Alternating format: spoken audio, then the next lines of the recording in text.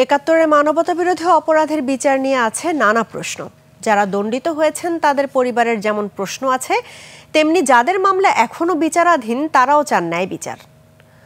অনেকেই জেরার প্রক্রিয়া নিয়ে প্রশ্ন তুলেছেন। তাই জুলাই আগস্টের মানবতাবিরোধী মামলা ও তদন্ত একটি দৃশ্যমান পর্যায়ে গেলে যুদ্ধাপরাধ মামলাগুলো গতি পাবে বলে জানিয়েছেন ট্রাইব্যুনালের প্রসিকিউটর। আর সেখানে চাইলে আসামিপক্ষ পুনরায় সুযোগ পেতে পারেন সাক্ষীকে জেরা করার। শাকের আরজুর রিপোর্ট। ওয়ালটন এখন দেশের সীমানা পেরিয়ে পৌঁছে গিয়েছে 50টিরও বেশি দেশে। ওয়ালটন, ঘরে ঘরে বিশ্বজুড়ে।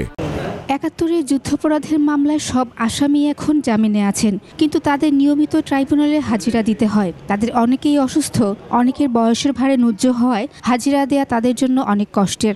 বয়োবৃদ্ধতা, তারপরে অনেক অসুস্থতা বা একাকী চলতে না পারা, মানবিক কারণে কাউকে মাননীয় ট্রাইব্যুনাল জামিন দিয়েছে। ক্ষমতাচ্যুত আওয়ামী লীগ সরকার ৭১-এ মুক্তিযুদ্ধ চলাকালে মানবতাবিরোধী অপরাধের বিচারের জন্য ২০১০ সালের ২৫ মার্চ গঠন করে আন্তর্জাতিক অপরাধ ট্রাইব্যুনাল। পরে আরও একটি ট্রাইব্যুনাল গঠন করে মোট ৫৫টি মামলার রায় দেয়া হয়। ৫ আগস্টের পর দুটি ট্রাইব্যুনাল পুনর্গঠন করে সেখানে চলছে জুলাই আগস্ট গণহত্যা মামলার বিচার কাজ। নতুন করে এই জুলাই অভ্যুত্থানের প্রচুর মামলা আসার কারণে এবং দেশবাসী সবার জুলাই ভিকটিমদের সর্বোচ্চ দেশের রাষ্ট্রের সকল কিছুর প্রায়োরিটির ভিত্তির কারণে আমাদেরকে এই মুহূর্তে পুরাতন মামলাগুলো এগিয়ে নেওয়াটা কঠিন একটা বিষয়। ট্রাইব্যুনালে এখন ৭১-এ ৩০টি মামলা আছে। এর মধ্যে ২৯টি মামলা বিচারাধীন আর তদন্ত পর্যায়ে আছে একটি।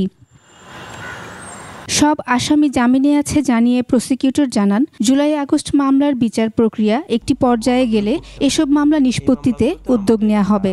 চিফ প্রসিকিউটর মহোদয় নতুন প্রসিকিউটরদেরকে মামলা ভাগ করে দিয়েছেন, বাট তারা এখনো ফাইল বুঝে পায়নি। অনেক আসামি ট্রাইব্যুনালে অভিযোগ দিয়েছেন তাদের জেরা সঠিকভাবে হয়নি। এক্ষেত্রে ট্রাইব্যুনাল পুনরায় জেরা করার সুযোগ দিতে পারে বলে জানান এই প্রসিকিউটর।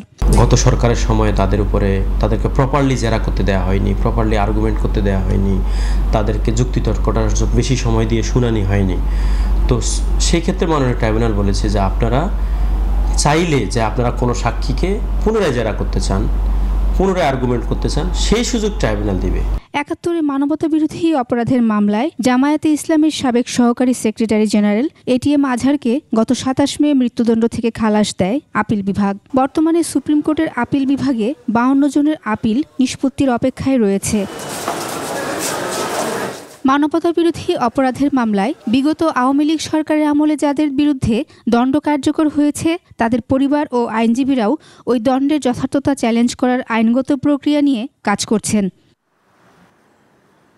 শাকের আরজু, ২১ টেলিভিশন, ঢাকা।